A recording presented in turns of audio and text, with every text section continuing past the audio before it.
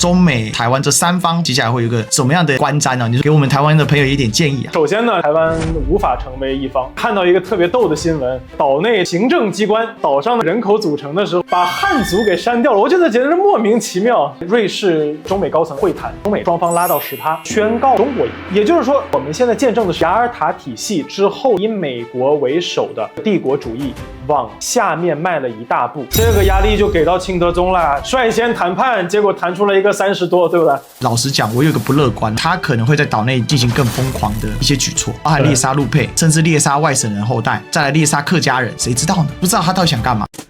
Ladies and gentlemen, welcome the host.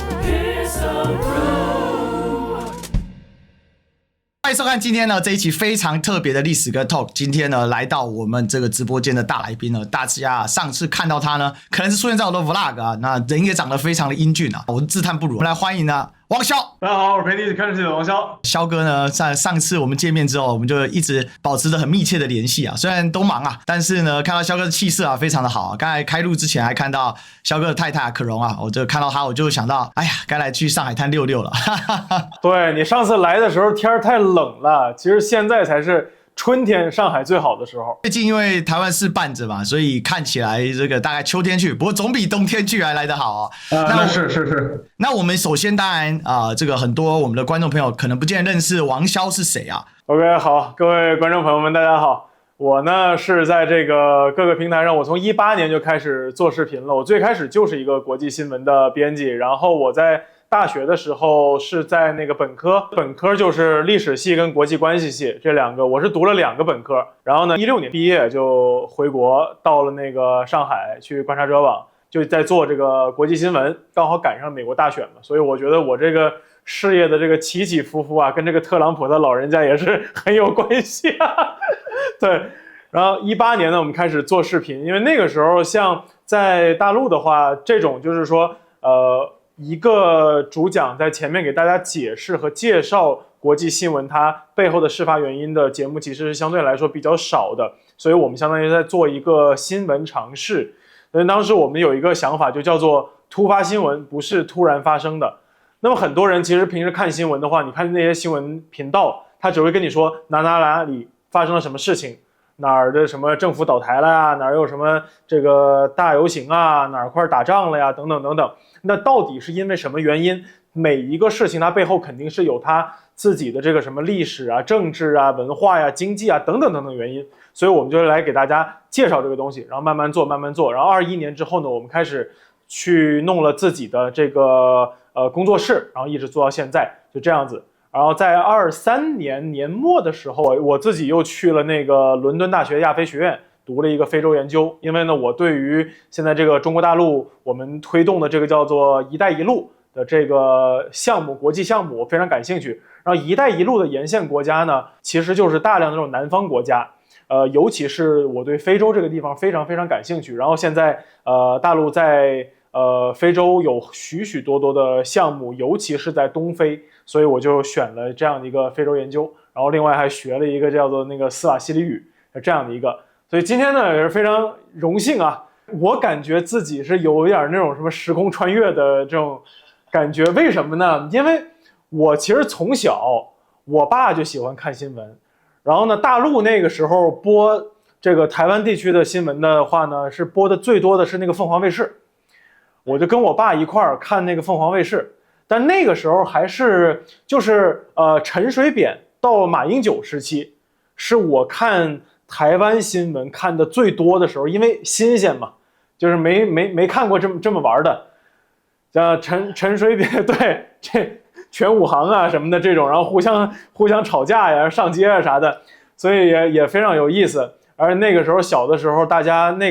对那个这个两岸关系，尤其是马英九时期两岸关系是比较好的那个时候，所以大家对这个台湾的印象也都非常好。但是后来呢，等到马英九时代结束，基本上刚好也是我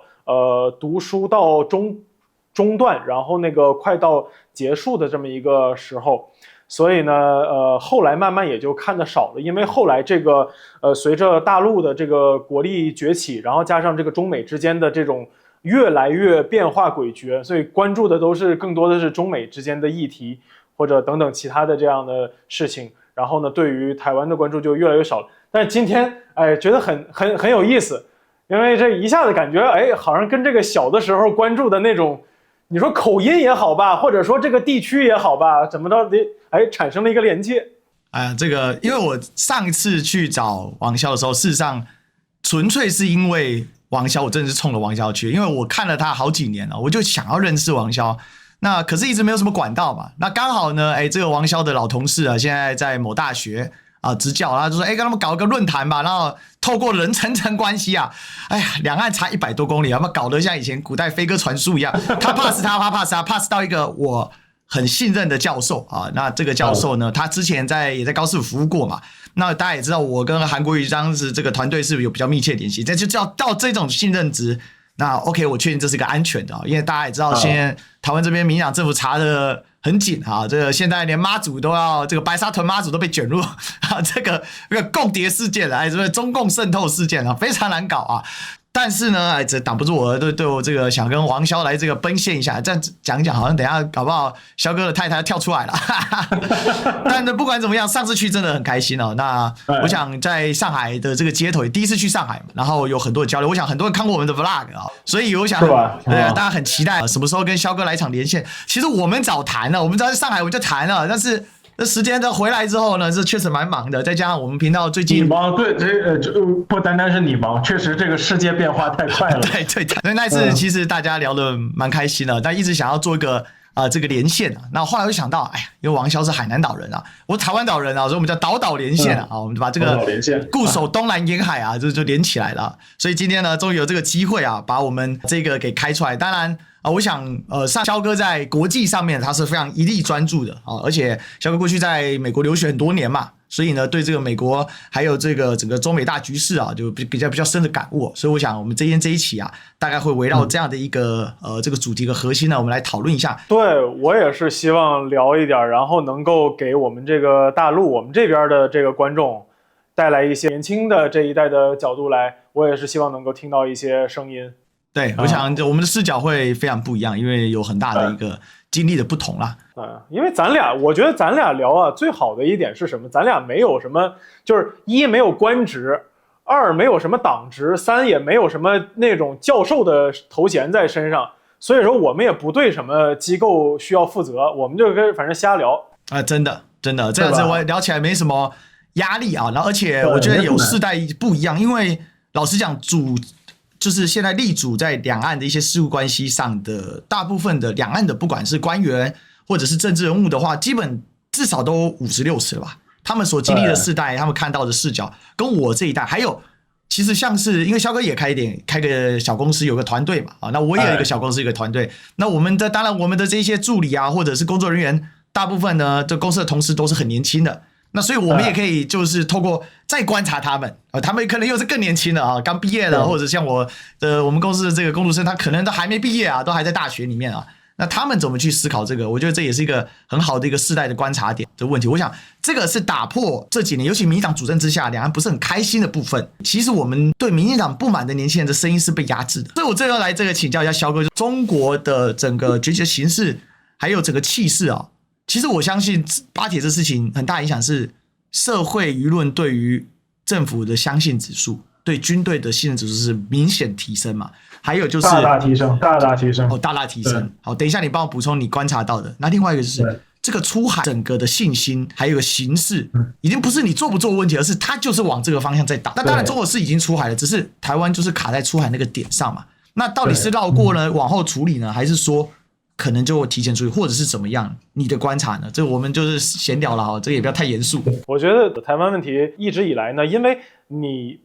在处理或者说我们讨论到台湾问题的时候，一定要考虑到一个，就是说这个中华民族手足兄弟的这么一个情节在里面。虽然说我今天还看到一个特别逗的新闻，岛内行政机关在介绍岛上的这个人口组成的时候说1%点几的原住民，2%点几的外来人口和90%多的其他人口，把汉族给删掉了。我觉得简直是莫名其妙小弟其余人口我能够理解你，比如说党派之争互相反，政治理念之争互相反，甚至就是因为赚钱，所以你要反，我都能理解，都是人。结果他妈反到开始反自己，这简直是太莫名其妙了。你相当于是把整个台湾权力当局上面几乎大部分吧，不能说所有头头面面的人物都给开除族籍了。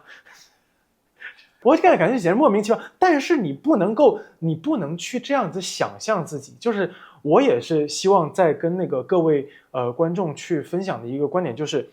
当我们在聊两岸问题或者台海问题的时候，我觉得这个时候我们必须要插播一条，在瑞士那个中美高层在会谈，现在出联合声明了，我们来看一下，中美双方认识到双边经贸关系对全球经济的重要性，双方承诺于5月14日前采取以下举措：一，美国将修改4月2日行政令规定的对中国商品加征的从价关税，其中24%的关税在初始的90天内暂停实施，同时保留按该行政令规定对这些商品加征剩余10%的关税，取消根据2025年4月8日之后的，就是一直加到245，那些都不作数了。然后中方将修改规定对美加征的关税，其中24%的关税在初始90天内暂停实施，同时保留10%，就相当于两边对等。这个压力就给到清德宗了。这个你这个率先谈判，结果谈出了一个30多，对不对？你知道我今天特别热，你知道吗？我老实讲啊，这肖哥总是懂得点到我的心房上。今年我做节目是我做这么几年来做的最顺心的一年。19年以来啊，我们在反对民进党的路上啊，不要说是大获全胜全无吧，顶多就是偶尔打个胜仗，大部分时候被压抑的很惨啊。就是毕竟民进党这种搞法，你看96%其余人口都搞出来了。那但凡有一点智商或者有点基本的人性道德的人，都会反对这种莫名其妙的逻辑嘛。我之前就讲说，民进党是全世界上就现代意义以来的这个政权里面唯一一个否定自己主体民族的政权，而且大家知道规定不一，但是95%或者90%是所谓民族国家，它一般在认定的时候你的一个核心嘛。那民进党号称要台独，它建立的是台湾人民族国家，台湾的主体，它竟然把它否定掉了，这简直96%。这个给清德宗一个建议，以后不能叫台独哦，以后叫其余独。对啊，大其余独主义。这概念如果按照主体人口比例来说，大陆的话，你可以说它的主体民族是汉人92%，台湾是96%，比大陆还高啊！简直呢，你把否定，你到底想干嘛呢？这简单来讲，他就不想要说大陆90%是汉人，台湾90%是汉人，不行啊！这怎么区分两个国家啊？这神经病！但是这个压力就来了，因为刚才这个联合声明。重点就是一个嘛，你贵那么多，台独青鸟之前还在笑，咕咕哦，我们切割了，你看你们34 UCCU， 我们32，哈哈，你看我们先谈的还可以优惠，这些人真的匪夷所思。但是今天啊，清德宗又要倒大霉了啊！我看他这几天又要被轰得很惨了。但是我回过头来，我们讲这个中美联合声明，那如果中美都可以这样子搞定的话，那压力真的台湾民进党是非常非常巨大的。可是我老实讲，我有一个不乐观哦，就是他可能会在岛内。在台湾内部进行更疯狂的一些举措，包含猎杀陆配，甚至猎杀外省人后代，再来猎杀客家人，谁知道呢？我这不知道他到底想干嘛啊？有可能需要把大家的这个关注给转移到其他的地方，因为其实我说白了，那就相当于是这一次一开始，北京是全世界最强硬的，除了那几个没有被加征关税的朝鲜、伊朗、俄罗斯，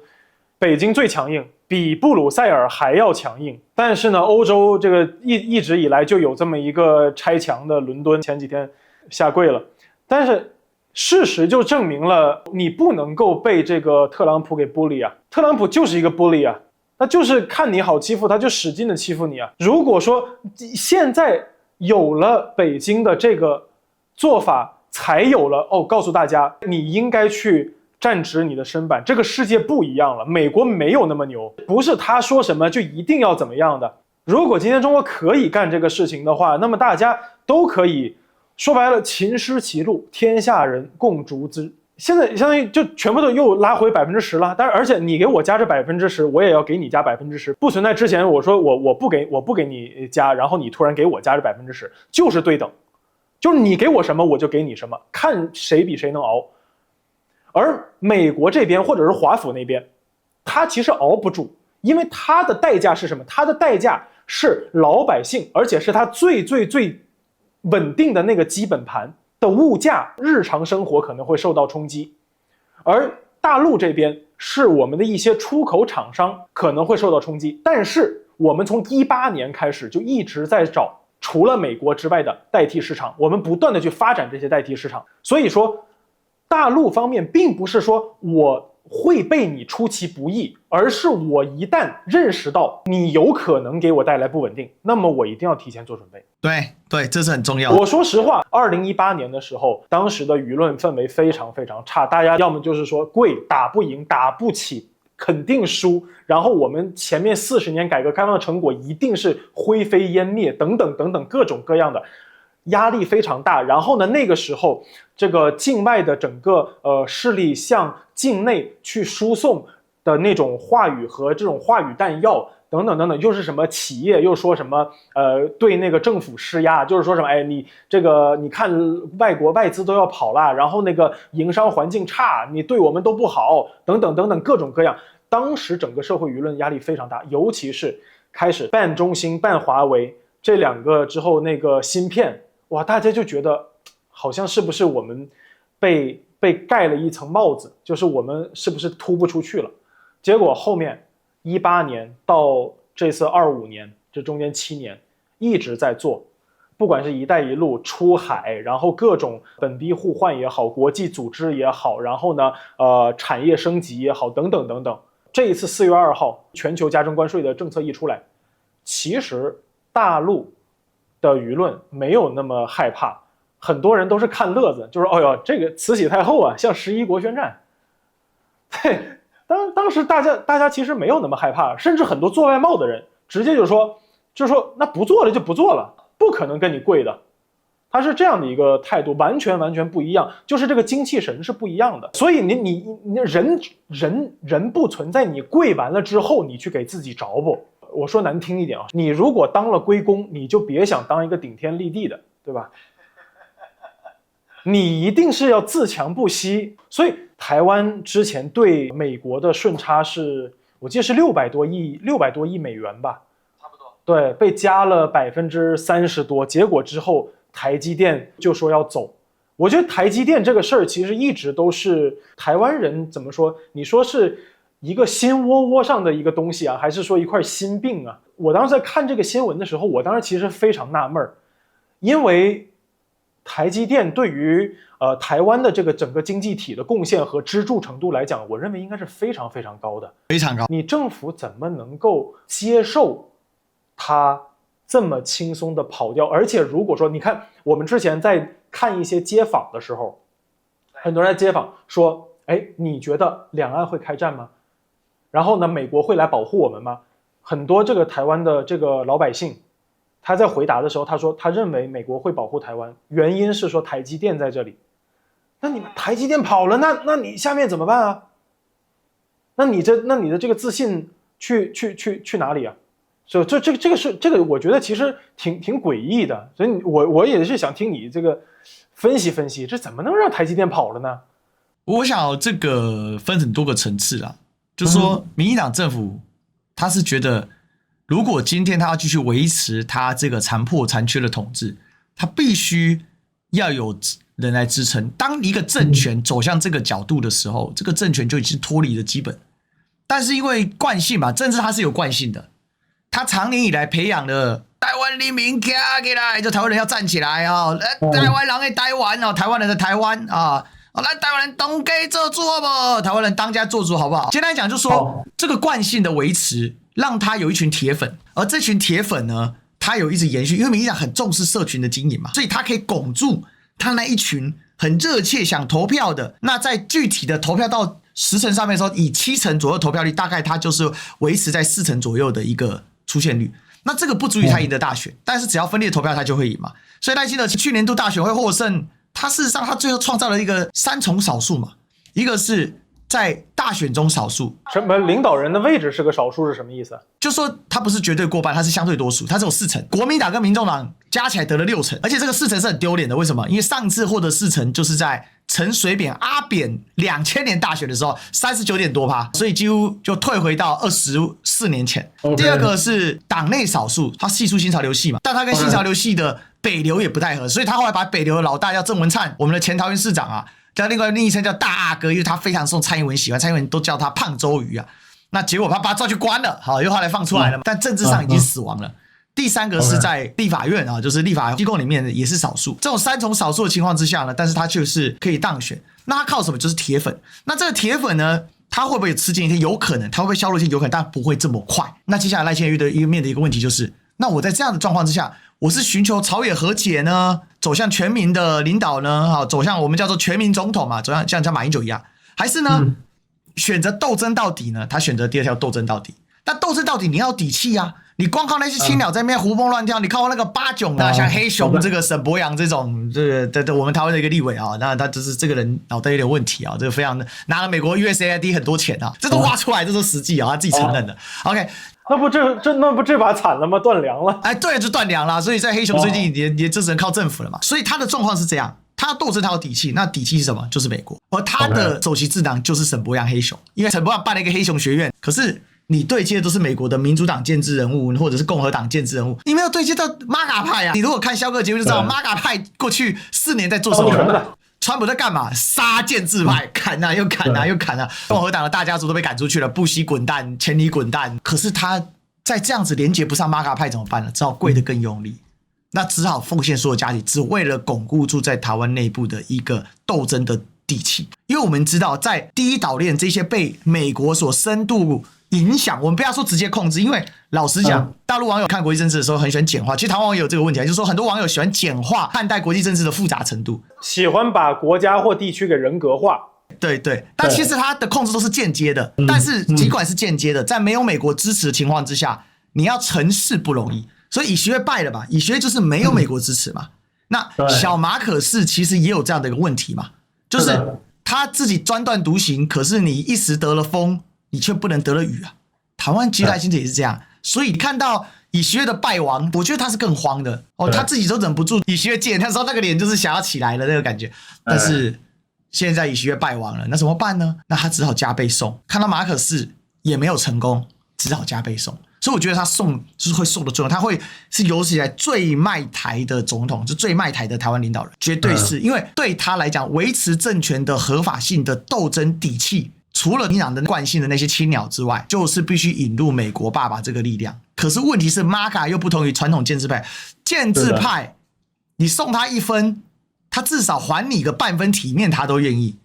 但是 MAGA 派你送他10分，他还你1分吗？不见得，他看他心情，看他现在需要。MAGA 是这样，你给他10分，然后呢 MAGA 就想，哎呦，你有10分，我试试有没有15分。对对对，你讲的真好。所以你刚刚的问题，我觉得从这个角度就可以回答说，为什么送到这种程度？而且你中美协议出来的时候，台湾人现在最活跃的年轻人摄影叫 Trap， 过去是青鸟占优势，而且是民进党苦心经营，因为他当出来的时候就民进党把大量事情往那边去带哦，结果赖清德现在每篇文都被洗版，每篇文都被骂，这是很神奇的地方。谁在骂他呢？就查就是一般路人老百姓啊，大家就是不爽他，你们送台积电啊，什么各种骂，反正就他政策没有得人心的嘛。所以就是从这个角度观察的时候，你就会理解到说为什么要这样送。可是这样送有一个严厉的后果，就是老百姓没有蠢到你送台积电再送联电这种事情，大家会不懂啊。所以这也是为什么整个目前赖清德这个大罢免快要大失败。从这个角度来看，你就会看到一个变化。当然很多人说历史哥太乐观，但是作为一个自媒体的经营者，作为一个也在电视上讲评的，然后作为一个因为台湾政论代谢比较慢哈，所以我们还算年轻人的边缘这样哈。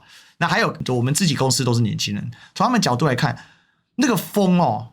其实是对现在民进党是很不利的。所以我们看我们今天从前面聊到后面的时候，你就会发现，不管是大陆这边的整体的状况、地缘形势的状况，还是中美之间的玩法，还是民进党赖清德的统治的方式，其实都出现了重大的问题。哦，那这个重大问题，当然啦，短时间内它会对我们更残暴了。哦，可能就像你问的那个问题嘛，为什么蔡正元被戴电子脚了？他又不是性侵犯，对不对？就是虐他嘛，让他不舒服。那像这种事情，像把霸团一大堆都收押了，这几天他去上那个谢金河财讯媒体啊，然后就说罢免也有善恶之分。哇，民进党的罢免叫善，罢免民进党叫恶。哇操，这种话都可以讲出来，你服了，你真的服了。这个人已经很有问题，但他很偏执。所以其实我觉得你的这个最大问题就是说，大家为什么可以容忍他送？不是大家容忍，而是台湾的制度有一个 bug， 就是我们的宪政制度当年李登辉扩权的时候，他用民选总统的方式扩权，但是 bug 是造成了一个少数总统，就少数领导人可能出现，也就是非过半的领导人。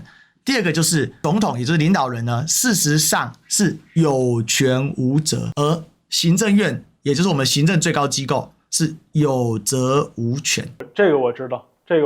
就是之前在那个陈水扁的时候，我们就已经被科普过，叫做藏在行政一把手后面的一个权力怪兽。没错，正常来讲，作为总统制的状况，你应该要被国会监督吧？这个是世界政体的通信嘛。那你台湾，你作为一个最高领导人，你要接受最高议会的监督吧？如果这不用，他也不用去讲啊，因为他把它冻结了嘛。那赖清德就是充分利用这个所谓宪政 bug 啊，这个 bug 因为好几年没修宪了，李登辉那一次修宪大修之后，后面陈水扁才有小修，20年没修宪。那你也知道，其实任何的宪法都必须不断与时俱进，任何的制度在他创造的当下，他就已经过时了。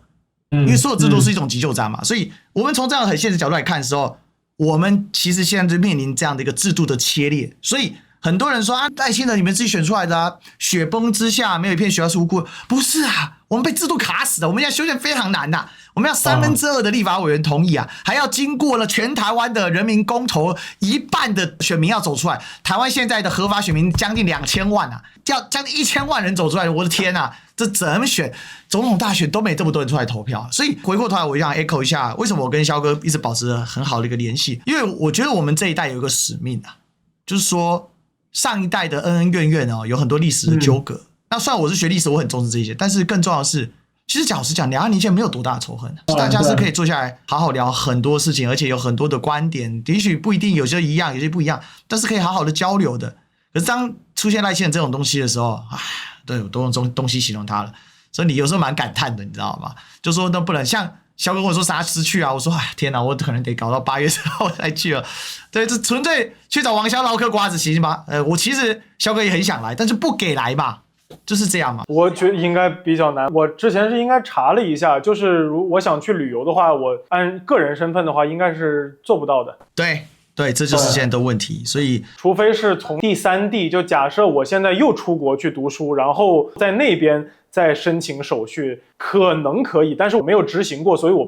不确定。那个有一些可以进来。那最后我来问一下肖哥的看法了。现在其实压力给到赖清德政府但是在你整个观察，中美现在有一个10%的暂时，后面还会有什么变化？台湾还是会被摆上桌，或者是说接下来中美加上台湾这3方接下来会有一个什么样的观瞻呢？你是告诉大家你的看法，给我们台湾的朋友一点建议啊。首先呢，从国际关系这个角度来说哈，因为我其实也是一个现实主义者，就不考量你的情绪了。没问题。首先呢，台湾无法成为一方，尤其是在赖清德的这样的一个环境下，其实你台湾方面把自己谈判的这个筹码给越来越挤压，就可能在马英九时期如果谈判了，真没准能谈出个所以然来。但是呢，那个马先生当时也是一个温文尔雅的翩翩君子，但是他可能缺少一些历史的这个胆量，所以说他的时代也就过去了。然后呢，在之后呢，台湾其实能够上桌，利用中华民族手足情谊来作为一个心理筹码去谈判的量在不断的被压低。因为我们这一代，因为我是1991年，那么我们这一代人成长没有那种，就是我现在一般一听那种什么两岸或者什么海峡论坛，然后有一些这个老人家就喜欢讲什么我们一定要继续去探讨这个抗日叙事，一起抗日，或者说当年这个什么北伐的这个历史的，我说这实在是，就是我也尊重老先生，但是我确实没有这样的情谊，对历史情感在。而我们这一代人，因为毕竟我还学历史，所以说我可以理解，但是更多的老百姓他不是的，他是通过那种很纯粹的，什么叫很纯粹的情绪？也就是你对我好，我就对你好，你对我不好，那么我弄死你，就一般就是这种心态。所以之前蔡正元和那个沈毅他们都说过类似的话，但是可能他们作为中青代或者说老一代啊，他们说话比较直，就是他们就直接说到这个会撕破脸等等等等，对。但是我觉得就是说，我虽然可能不会去这样子搞什么文攻武吓，但是我确实我也不反对他们的说法。我觉得你如果从情绪上面来讲，确实是这么一个情况。所以说这个是我先给这个台湾这边的那个就是观众们说一下，就是说目前的现状，我们从现实主义的角度出发啊。如果说你不聊中华民族的情谊，那你就只能聊国际丛林法则的实力，就是比谁拳头大。那比谁拳头大，台湾确实不上桌，对吧？这个我们也都同意哈。第二层就是你刚才在说到这个中美之间下一步会怎么样，就是已经双方拉到10%，双方拉到10%呢，在之后呢，我觉得其实宣告了是中国赢了。对。我不是说从那个印度那种胜利法啊，就或者说什么赢学，因为涨税加税这个事情是美国挑起的，中国是跟，对吧？就是你就相当于中国说了，就是说你涨多少我跟多少，然后呢，中国跟到125以后，中国直接发了一个说125基本上等于没有经贸往来了，所以说我们之后呢也不会理睬美国，也相当于是中国已经就直接表态了，就是我跟你硬刚。那美国如果现在降到10%，相当于是美国把自己的那个既定议程给取消了，现在退回到4月2号了。也就是说，中国的战略目标达成了。因为中国之前北京方面一直放话，就是说你如果要谈，我们先退到4月2号以前再谈啊。那好，现在拉到双方互加10%，那么相当于这一把中国大陆或者说这个北京方面啊赢了。然后呢？如果说在这么核心的议题上面中国赢了，我认为我们可以宣告，如果说你刚才说2025年是一个叫历史的转折年，这个 turning point 在哪里？这个 turning point 就在现在，就在今天。我觉得我们这个对话我们当然不是说这个自己给自己这个抬咖啊，但是我们这个对话还挺有历史意义的，我们见证历史了。也就是说，我们现在见证的是什么？就是雅尔塔体系之后的以美国为首的这个帝国主义，它现在如果真正我们说它在哪里开始往下面迈了一大步，那么就是今天开始它往下面迈了一大步，它先认怂了。美国在冷战以后，我请问大家，到底美国在什么时候在自己的国家战略目标上面认怂？我好像没有，我好像不知道哈，对吧？我认为没有，因为这个独立史来讲，我真的没看过。打阿富汗、打伊拉克打的那叫一个山穷水尽，他们都一直硬刚着，一直刚了10多年、20多年啊。对，那个撤出有人会觉得是认怂，我觉得撤出不是认怂，撤出没有认怂啊，对，比较像止损的。但是他当下他是已经达成目标了，只是说对方拖嘛。那可是其实我们都只看到他撤出，塔利班和萨达姆都推翻了呀。对啊。但我们看到的只是说，哎呀，他退出就不对，当地的老百姓跟社会付出了极巨大的代价。对，所以其实不能说他们认怂，只是说他们做了一些止损，因为他拖太久了嘛。但是这个跟他撤出越战是不一样的逻辑，越战有很强的国际地缘政治的格局逻辑，但是在撤出阿富汗跟这个那个是有一些征兆，但不能说到完全的一个 turning point。那小哥你说从雅尔塔体系之后，美国第一次认怂，那接下来呢？其实这不就是一个现在？其实你刚才讲，刚好我很早就写了一个我的笔记，我就写到，如果是现在我们可以说是中美共治，其实就是中在大，美在小，讲白这样。但是我附带一个给大家一个概念，其实这样谈对美国尤其川普赚到一件事，他借着中美对抗，对美国老百姓加税10%。可以减少他的政府的财政流失啊，因为他不能说加税嘛，因为毕竟 Trump 号称是减税嘛。对，你这个说的有道理，你这个说的有道理，你这个说的有点意思。就算面子输了，我得理直一点捞点回来。对，我既然不能从中国人身上赚钱，我就从这个我的基本盘上面赚点钱。对。有点这个意思，马卡会这10%会痛骂中国这样子，对，这是一个点。然后下一步我们继续说，从现实主义的这个外交角度来说，我们的世界是无政府主义的，对吧？因为不存在一个叫地球政府，虽然我们以前看过高达，然后那个地球联邦，但是现实社会中，世界社会并不存在一个世界政府。那么之前呢，美国作为建主充当了世界政府的这个角色。现在美国正在逐步退出世界政府的这个角色，我认为这一点对于中国来说，中国崛起是一块，但是世界会大乱，这个可能是另外一块。就是我虽然很反感美国在四处发动战争，在四处搞这个颜色革命，搞这个阴谋诡计，但是我们必须要一定程度上承认，美国在作为世界霸主时候，它所具备的这种叫做暴力恐吓的这个作用，让很多可能想要搞破坏的一些政治实体有忌惮的心态。那么未来随着美国的这个国势不断的往下走，我想说的是，我们的世界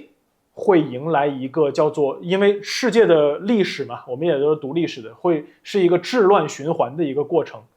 那么下面我们可能会先是从治到乱，再从乱到治，所以说这个可能是未来社会我们会看到的一些可能性。那么就如同你刚才说到的很多的火药桶，不管是刚果也好啊，然后这个巴以地区也好，然后这个巴尔干地区也好啊，东欧地区也好，就是我们其实今天我们要开始还二战前埋下的各种火药桶。这个世界埋了很多的火药桶，当年帝国主义为了让自己这个全身而退也好，为了让自己还能够控制这个世界也好，我可以邀请我们频道这个屏幕前的所有的，如果说你了解一定的历史，你可以去翻一下这个地图，我们今天的所有的这些火药桶是不是当年那些大帝国被强行解体之后留下的问题。比如说今天的东欧和巴尔干其实就是奥匈帝国解体，今天的中东所有的问题是奥斯曼帝国解体，然后呢，今天许许多多的俄乌问题也好等等，苏联解体是，然后呢，今天的这个南亚问题，某种说是英印帝国的这个瓦解所遗留的问题等等等等等等，就是都是这个样子。所以说，从这个角度看的话，也是中国的中华朝贡体系解体嘛，非常严重。所以说下面这些之前被按压住的火药桶，我不说所有都一定会爆炸，这里面也许会遇到一两个特别牛逼的这个政治家，然后呢，小国政治家，他们带领着自己的国家，冲出重重的阻隔，实现了地区的平衡，有可能。但是我们说这些地方它越来越危险，而很不幸的是，恰恰台海是这其中的火药桶之一。我们希望和期待它可能会有一些伟大的政治智慧，能够让这个地方不爆发冲突。但是这是我们的希望，但结果会怎么样，我们拭目以待啊！当然，我是绝对希望两岸和平啊！我一直都是一个非战的和平主义者。但是我们从地缘政治的现实来看，这种东西你必须要战战兢兢。随时的整个带弹。最明显的就是新加坡嘛，新加坡李显龙退出第一线之后，黄循财上他是非常战战兢兢的。其实他也就是做一个比较正常，但是呢，你说杰出还待考验，但是他至少很正常，非常好的用很理性的方式去处理了他的国政，所以他得到非常高的声望。所以刚刚人民行动党又获得了大获全胜，这个而且得票率比上次比李显龙还高。那这就可以看得出来说，黄循财他个人在诚实面对这个世界的时候，那在这个资讯传播已经进化到秒的时代，很明显的就是政治人物如果还没有看清自己也是个人，你也没有全知全感，然后大家都可以透过科技的方式获得各种资讯的时候，你坦诚的面对事实，坦诚的面对大众，而且不要想要驾驭大众，而是你要了解你是为大众而服务，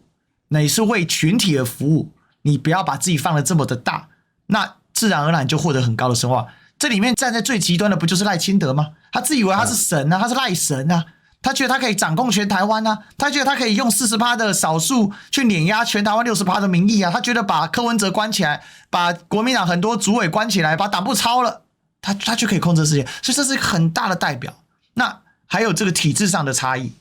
中国大陆所采取的是一种民主集中制嘛，我们都知道，那是以一党专政的方式联合各党派，然后长期的有效率的，然后呢有长远计划的去推进这个制度。美国呢是一个两党制，然后不断的翻盘，但是美国过去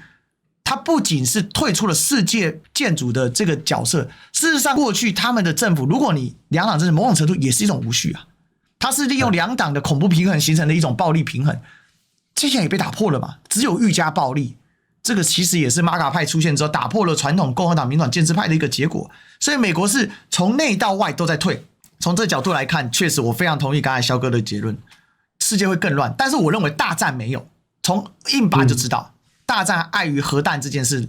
人类还是有点清醒的。对，这一点是的，人家以前以为说是大家都是那个冷兵器，所以说或者说都是那个只有热兵器，所以说能打得起来。然后呢，大家说现在都进入现代了，所以说可能没有那么容易打得起来。但是我跟大家说一点，就是现在的这个军事武器的那个代差呀，就是大国跟小国之间的那个代差太大了。就是你就这一次的印巴，其实就像你刚才说的，印巴其实是一个非常好的例子，就是中国可能只在一个垂类上面稍微帮你，然后你就可以压倒性的击败一个体量数倍于你的大国，是这样子的，确实。他要完全击败他或者把他给自己是不可能，但是在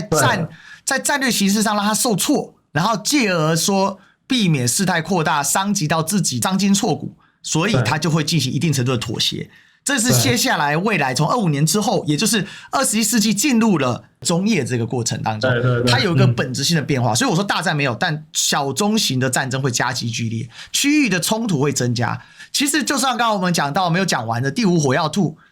非洲刚果大战正在打啊。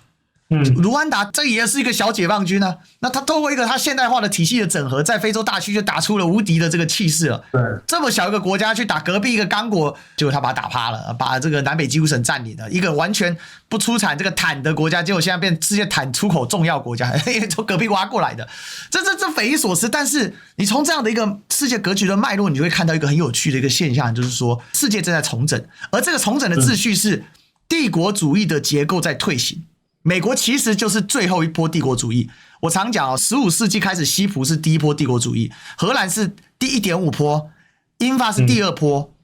第3波帝国主义就是美国，而帝国主义在退行，而回到了传统的区域性的一个大国为核心的一种既定的秩序，但这个秩序又掺杂了现代 global governance， 就是全球治理、全球地缘这样的一个概念，它融合起来。所以中国崛起最明显的就是东南亚慢慢回来了。东北亚也在回来，你可能很难想象，韩国很快要来头了，这个很明显，韩国人已经迫不及待了嘛。马上讲白了，日本也是嘛？你看到石破茂那个态度，寸土不让，不可能存在的。为了让汽车产业好，我农业就让给你，这他自民党的根啊，他跟你跑，他神经病。所以这种秩序的重整，就是中国东亚回到了操控系统的这个但是要加上现代化的因素，不再是过去那种大国小国，不一定是朝贡体系，对，但是反正就是整一个新的东亚体系吧。其实我觉得叫新天朝观，参考旧有的天朝观念，但是那个天朝已经不像过去是用往下看你的那种，而是我们大家平视，但是大小有别这样的一个概念。就大家必须互相尊重嘛，我比较大嘛，那你多尊重我一点，那我也会尊重你嘛。那南亚的话呢，会回到一个过去摩尔帝国下的那种概念，然后因为呢就是吵吵闹闹谁也不服谁，谁也压不了谁，不像过去印度一拳独霸那种概念。那西亚的话呢，这个短时间内很难解决，让他们再打一打，所以我们也不要着急给他们定论，这个很难，让他们再打一打。非洲是过去没有什么秩序，所以非洲在重构新秩序，他们是需要一个秩序。对，那欧洲会回到传统的这个陆权的对抗线，可能会从东欧又慢慢推回到中欧。但是到底会形成什么结果？到底是大陆协调获胜呢，还是英法再次结合呢？我们不知道，所以大概会有这样一个趋势，但是现在还晦暗不明，没办法完全看出来。但是它我看到的是一个传统秩序的一种，不能说是回归，而是一种类似文艺复兴一样，说是复兴，其实是再生啊。我感觉到是一个 rebirth， 它不是一个单纯的一个复兴的一个状况了哈。好吧，这是我今天所有的看法了。就这个小凯要补充吗？我没有，我觉得聊得很好，聊得很尽兴啊！哎，我觉得聊得很尽兴，已经开始期待下一次了啊！真的啊！我还有2个话题，我都还没来得及跟你聊呢，我就已经可以探讨下一次了。